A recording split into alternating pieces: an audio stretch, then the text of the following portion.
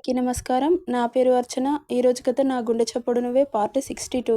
పాప కట్టెల పొయ్యి ఊదుతూ వంట చేస్తుంది. అంత చీకట్లో కూడా పాప ఆకాశంలో తెల్లని చుక్కలాగా మెరుస్తూ ఉంటుంది. చూపు తిప్పుకోకుండా తననే చూస్తూ ఉన్నాడు. ఫేస్‌లో నవ్వు వచ్చి చేరుతుంది బాబుకి. I miss your kiss. ఎన్ని రోజులవుతుంది బేబీ అనుకుంటూ ఉండగా ఎందుకో ఎవరో గమనిస్తున్నట్లు అనిపించి తల తిప్పి చూస్తుంది పాప. బాబు షార్ప్‌గా తననే చూస్తూ ఉండడం చూసి ఒక్క నిమిషం పాటు తన చూపుతో జత కలిపింది. చిన్నగా ఐవింగ్ చేయగానే టక్కున చూపు తిప్పేసింది పాప. "సారు మీకు భోజనం వండినా వచ్చి తినండి" అనగానే "నువ్వు వెళ్ళు, నేను తర్వాత తింటాను" అనగానే "సరే సారు, రేపు పొద్దుగాల వస్తా" అని అంటుండగా "పొద్దుగాల మీన్స్?" "అదే సారు, పొద్దునొస్తా." "సరే వెళ్ళు" అనగానే "సరే సారు" అంటూ వెళ్ళిపోతాడు. బాబు కోసం ఏర్పాటు చేసిన వంట మనిషి. పాప కష్టపడి వంట ఫినిష్ చేసి హాల్‌లో నలుగురు కూర్చొని ముచ్చట్లు చెప్పుకుంటూ కల్మషం లేకుండా మనస్ఫూర్తిగా నవ్వుకుంటూ తింటూ ఉంటారు. అప్పుడప్పుడు పాప చూపు ఎదురుగా ల్యాబీలో వర్క్ చేసుకుంటున్న బాబు మీద పడుతూ ఉంటాయి. అసలు ఒక్క క్షణం కూడా ఖాళీగా ఉండడా? ఎప్పుడు చూడు ఏదో ఒక వర్క్ చేస్తూనే ఉంటాడు. పాపం తిన్నాడో లేదో ఎలా తెలుసుకోవడం అనుకుంటూ ఉండగా పాప చిట్టి బ్రెయిన్‌లో ఒక ఐడియా వస్తుంది. సుష్మని పంపించి అడగమని చెబితే అనుకుంటుంది అంజు. అంజలి వాళ్ళు డిన్నర్ చేశాక సుష్మ దగ్గరికి వెళ్ళి "సుషి ఒకసారి ఇటు రావే" అని సైగ చేస్తుంది. "ఏంటే" అనుకుంటూ బయటకు వస్తుంది సుష్మ. "నాకు ఒక హెల్ప్ చేస్తావా" అంటుంది. "ఏంటే? ఎవరికీ చెప్పొద్దు మరి." "చెప్పను, ఏంటో చెప్పు." "మన రావణ్ మహారాజ్ డిన్నర్ చేశాడో లేదో అడిగి రావే. చాలాసేపటి నుండి వర్క్‌లో బిజీ అయిపోయాడు. తినకుండా వర్క్ చేస్తే హెల్త్ పాడవుతుంది." "అబ్బో, ఇప్పటి నుండి అతని హెల్త్ గురించి బాగానే కేర్ తీసుకుంటున్నావు" అని అనగానే "దొరికింది ఛాన్స్ అని ఆడేసుకోకే. చెప్పిన పని చెయ్యి ప్లీజ్." "సరే చేస్తాను" అని అనుకుంటూ అంజు ఇంట్లోకి వెళ్ళిపోతుంది. సుష్మ హర్ష దగ్గరికి వెళ్ళి "హాయ్ హర్ష" అంటుంది. "Hi Sushma, did you have dinner" అంటాడు. "యాహ్, ఇప్పుడే ఫినిష్ అయింది. నువ్వు తిన్నావా" అంటుంది సుష్మ. "లేదు, తినాలి" అంటాడు. "అయ్యో, టైం అవుతుంది, తినకుండా ఏం చేస్తున్నారు?" "తింటాను, కొంచెం వర్క్ ఉంది, అది ఫినిష్ చేసుకొని తింటాను" అంటాడు. "సరే, కొంచెం త్వరగా తినండి" అనుకుంటూ వెళ్తుండగా సుష్మ అని పిలుస్తాడు. "ఏంటి" అని తల తిప్పి చూస్తుంది. "మీ ఫ్రెండ్ ఏమంటుంది?" అడుగుతాడు. "ఏమంటుంది? ఏం లేదు హర్ష. నిజం చెప్పు. నా దగ్గర అబద్ధం ఎందుకు చెబుతున్నావు? దేని గురించి మాట్లాడుతున్నావు హర్ష? నాకు అర్థం కావట్లేదు.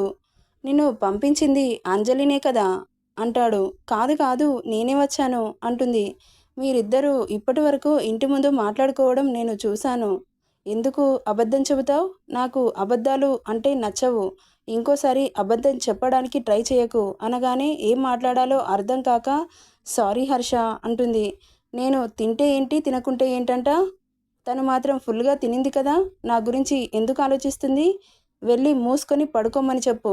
నా మీద సింపతి చూపించాల్సిన అవసరం లేదు. చెప్పు మీ ఫ్రెండ్‌కి" అంటాడు సీరియస్‌గా. హర్ష అలా మాట్లాడతాడని ఎక్స్‌పెక్ట్ చేయని సుష్మ డల్‌గా అక్కడి నుండి అంజు దగ్గరికి వెళ్తుంది. బాబు అన్నీ గమనిస్తూనే ఉంటాడు. "ఏమైందే, తిన్నాడా" అని అడుగుతుంది చిన్నగా. "లేదే, ఇంకా తినలేదంట. ఆఫీస్ వర్క్ ఉంది" అన్నాడు. "నేను తింటే ఏంటి, తినకుంటే ఏంటంట? తను ఫుల్‌గా తినింది కదా, ఇక మూసుకొని పడుకోమని చెప్పాడు నీకు. నా మీద సింపతి చూపించాల్సిన అవసరం లేదు అంటున్నాడే. చెప్పమని చెప్పాడు నన్ను" అనగానే అంజుకి కూడా బాధేసింది. "అన్నీ వదులుకొని ఇక్కడికి ఎందుకు వచ్చావురా? నువ్వు ఏం చేసినా నేను రాను, ఎలా మాట్లాడినా రాను. ప్లీజ్ హర్ష, నిన్ను ఇలా చూడలేకపోతున్నాను, ఇక్కడి నుండి వెళ్ళిపో" అనుకుంటూ ఉంటుంది మనసులో. ఎలా, వాడు తింటాడా తినడా అని విండో నుండి హర్షని చూస్తూ ఉంది. అంజలి ఇంటి ఎదురుగా ఉండడంతో డైరెక్ట్‌గా అంజు కనబడుతుంది అని లైట్స్ ఆఫ్ చేసుకొని బాబుని చూస్తూ ఉంటుంది. బాబు మాత్రం ఇంకా తినడం లేదు, పడుకోవడం లేదు. ఇక చూసి చూసి విసుగొచ్చి వెళ్తే ఆశలు పెంచుకుంటాడేమో అన్న భయంతో అతని మీద ఉన్న ఆశలు చంపుకొని అక్కడే గోడకు ఆనుకొని అలాగే నిద్రలోకి జారుకుంటుంది. నెక్స్ట్ డే మార్నింగ్ అంజు గబగబా లేచి బయట కలాపి చల్లి ముగ్గు పెట్టి ఇంట్లోకి వెళ్తుంది. బాబు నైట్ లేట్ అవ్వడం వల్ల కొంచెం లేటుగా లేస్తాడు. బయటికి వచ్చి చూడగానే ఎదురుగా పచ్చని వాకిట్లో అందమైన తెల్లని ముగ్గుని చూస్తుంటే చాలా ప్రశాంతంగా అనిపించింది బాబుకి. దీని దగ్గర ఈ టాలెంట్ కూడా ఉందా? డిజైన్ ఎంత బాగా వేసింది అనుకుంటూ ఉండగా అంజు చేతిలో బ్యాగ్, నడుముకి చున్నీ కట్టుకొని పొలానికి వెళ్తుంది. అది చూసిన బాబు ఇదేంటి ఎర్లీ మార్నింగ్ ఎక్కడికెళ్తుంది అనుకుంటూ తన వెనకాలే వెళ్తాడు. కనిపించకుండా వెనుక సైకిల్ తొక్కుతూ వస్తుంది చిన్న పాప. అక్క ఆగవే, సైకిల్ మీద వెళ్దాం అంటూ అరుస్తున్నా వినిపించుకోకుండా వెళ్తుంది. లంగా జాకెట్ వేసుకుని సైకిల్ తొక్కుతున్న శ్వేతని చూడగానే బాబుకి అంజు పోలికలు స్పష్టంగా కనబడుతున్నాయి. శ్వేత సైకిల్ నడుపుతూ హర్షని చూస్తుంది. అతనితో ఎలాగైనా మాట్లాడాలి అనుకుంటుంది శ్వేత. ఇక్కడ అక్క లేదు కాబట్టి మాట్లాడొచ్చు అని సైకిల్ దిగి హర్ష దగ్గరికి వస్తూ ఉంటే, ఈ అమ్మాయి ఏంటి నా దగ్గరికి వస్తుంది అనుకుంటాడు బాబు. శ్వేత దగ్గరికి వచ్చి, హాయ్ అండి, నా పేరు శ్వేత, అంజలి వాళ్ళ చెల్లిని అంటుంది. హాయ్ శ్వేత అంటాడు హర్ష. మిమ్మల్ని ఏమని పిలవాలో అర్థం కావట్లేదు, కొంచెం చెబుతారా అంటుంది. మన బాబు ఆలోచించకుండా బావా అని పిలువు అంటాడు. అతను అలా అనగానే షాక్ అవుతుంది శ్వేత. హలో శ్వేత అని చిటిక వేస్తాడు హర్ష. హా అని తేరుకొని పిలుస్తావా అంటాడు. సరే బావా అంటుంది శ్వేత. ఓ నైస్. అలా ముద్దు ముద్దుగా మాట్లాడుతుంటే హర్షకి బాగా నచ్చేసింది మరదలు పిల్ల. Which class are you studying? I'm studying in 10th class అంటుంది శ్వేత. హో, అయితే ఈసారి నువ్వే క్లాస్ వస్తావన్నమాట. అయ్యో బావగారు, నేను మా అక్కంతా చదవనండి, తనే బాగా చదువుతుంది, ఎప్పుడు స్కూల్ టాపర్ వస్తుంది, ఇంటర్ టాపర్, డిగ్రీ కూడా టాపర్. తనంత బాగా చదవకపోయినా నేను కొంచెం పర్వాలేదంటుంది శ్వేత. వెనుక అక్క అనుకుంటూ పరిగెత్తుకుంటూ వస్తున్నాడు తమ్ముడు ఆనంద్. దగ్గరికి వచ్చి, ఎన్నిసార్లు పిలవాలనే, నీ పాటికి నువ్వు వస్తున్నావు అంటూ దమ్ము తీసుకుంటూ అంటాడు. ఏంట్రా, ఏమైంది, ఎందుకు అంతలా పరిగెత్తుకుంటూ వస్తున్నావు? నాకు సైకిల్ కావాలి, అందుకే వస్తున్నా అంటాడు ఆనంద్. సేమ్ అంజులాగే ఉన్నాడు, తెల్లగా, కొటారు ముక్కు, చిన్ని చిన్ని పెదవులు. అతన్ని చూడగానే హర్ష పెదవులు ఆటోమేటిక్గా విచ్చుకుంటాయి. బావగారు, వీడు మా తమ్ముడు అని పరిచయం చేస్తుంది. బావగారు అనగానే షాక్ అవుతాడు బామ్మర్ది. ఏంటి బామ్మర్ది అలా షాక్ అయ్యావు అంటాడు హర్ష. అదేం లేదు, మీరు చాలా హ్యాండ్సమ్గా ఉన్నారు అంటాడు ఆనంద్. నువ్వేం చదువుతున్నావు? నేను 8th క్లాస్ చదువుతున్నాను. ఓ ఓకే, మిమ్మల్ని బావగారు అని పిలవచ్చా అంటాడు. ఎందుకు పిలవకూడదు, తప్పకుండా పిలవచ్చు. బావగారు, మీరు స్పెక్స్ పెట్టుకుంటే చాలా బాగున్నారు అంటాడు ఆనంద్. హో థ్యాంక్స్, నీకు నచ్చాయా? హో బాగా, అయితే ఇదిగో తీసుకో అంటాడు హర్ష. శ్వేత తమ్ముణ్ణి సీరియస్గా చూస్తుంది. వద్దు బావగారు, ఊరికే అడిగా అంటాడు. ఏం పర్వాలేదు, తీసుకో.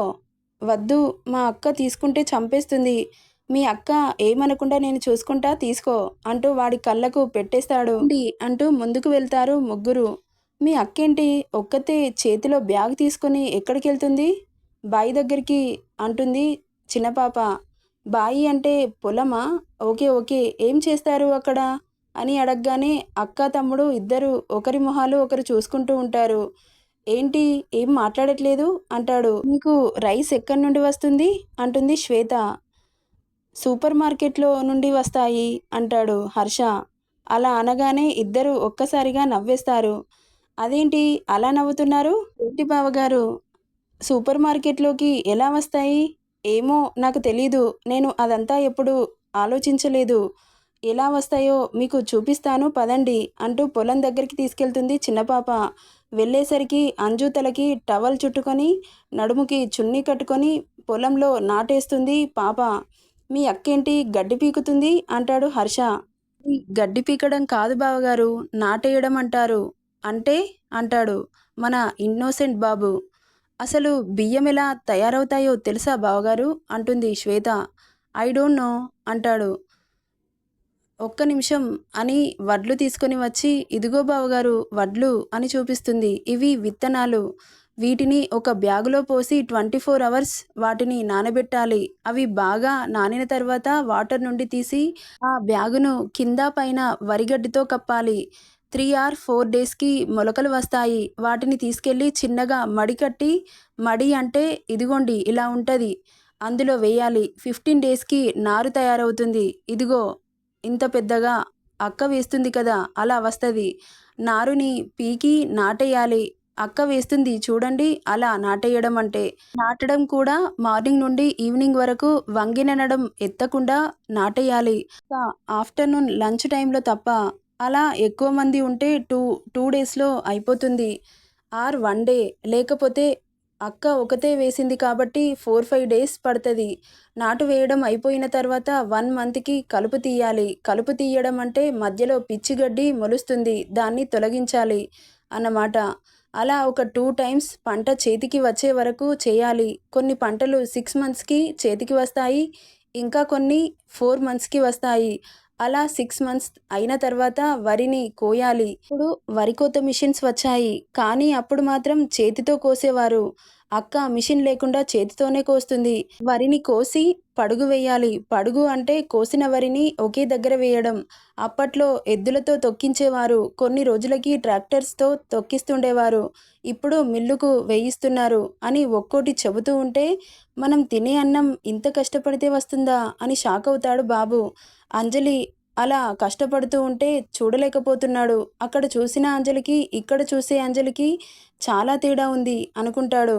రైస్ రావడానికి ఇంత కష్టపడాలా అంటాడు. అవును బావగారు, కానీ ఆ విషయం ఎక్కువ శాతం ఎవరికీ తెలీదు. ఇలా రైస్ని ఇంత కష్టపడి పండిస్తారని తెలియక వేస్ట్ చేస్తున్నారు అని చెబుతూ ఉంటుంది. అందుకే అన్నం పరబ్రహ్మ స్వరూపం అంటారు. ఇంకొక విషయం బావగారు, ఎండాకాలంలో అయితే పంట చేతికి వచ్చిన తర్వాత వడగండ్లు పడి పంట పాడైపోతుంది. అప్పుడు రైతు బాధ ఆ రైతుకే తెలుస్తుంది. కానీ రెడీ అయిన తర్వాత తినే వాళ్ళకి ఎలా తెలుస్తుంది? అందుకే ఆత్మహత్యలు చేసుకుంటున్నారు రైతులు అంటున్న శ్వేత మాటలకు హర్ష గుండెల్లో జాలి అనే ఒక ఫీలింగ్ ఏర్పడుతుంది. లైఫ్ అంటే తెలివితో సంపాదించడం, లగ్జరీగా బ్రతకడం మాత్రమే తెలుసు మన బాబుకి. కానీ ఊర్లోకి వచ్చాక బ్రతుకు విలువ అనేది ఒక్కోటి తెలుస్తుంటే అసలు జీవితం అంటే ఇలా ఉంటుందా అనిపిస్తుంది బాబుకి. అంజలి కనీసం వీళ్ళను చూడకుండా నడుమెత్తకుండా సీరియస్గా వర్క్లో మునిగిపోయింది. ఇంకా చూపిస్తా పదండి అంటూ ముందుకు తీసుకెళ్తుంది శ్వేత. అక్కడ చిన్న పిల్లలు కూడా పొలం పనులు చేయడం చూసి ఆశ్చర్యపోతాడు బాబు. వీళ్ళు ఇంత చిన్న పిల్లలు పొలం పనులు చేస్తున్నారేంటి? స్కూల్కి వెళ్ళరా అంటాడు. స్కూల్కి వెళ్తే వాళ్లకు భోజనం ఎవరు పెడతారు? మాకంటే మా అక్క మమ్మల్ని ఏ కష్టం లేకుండా చూసుకుంటుంది. వాళ్ళకి అలా లేదు, ఇంట్లో పని చేస్తేనే బువ్వ పెడతారు. స్కూలుకి పంపితే డబ్బులు రావు కదా, మళ్ళీ స్కూలు ఊర్లో లేదు, పక్క ఊరికి వెళ్ళి చదువుకోవాలి అనగానే అవునా, స్కూల్కి వెళ్ళాలన్నా పక్కూరికి వెళ్ళాలా అంటాడు. అవును బావగారు అంటుంది. ఆ రోజు పంట పొలాలు మొత్తం తిరిగి వస్తారు బావమరదళ్ళు. చాలా టైం తెలియకుండానే గడిచిపోతుంది. ఎప్పుడు పెద్ద పెద్ద బిల్డింగ్లు చూసే హర్షకి ఇప్పుడు పంట పొలాలను చూస్తుంటే మనసుకి హాయిగా అనిపిస్తుంది. నెక్స్ట్ ఏం జరుగుతుందో నెక్స్ట్ పార్ట్లో చూద్దాం. ఈ స్టోరీ నచ్చితే లైక్ చేయండి, షేర్ చేయండి, సబ్స్క్రైబ్ చేసుకోండి friends. Thank you for listening.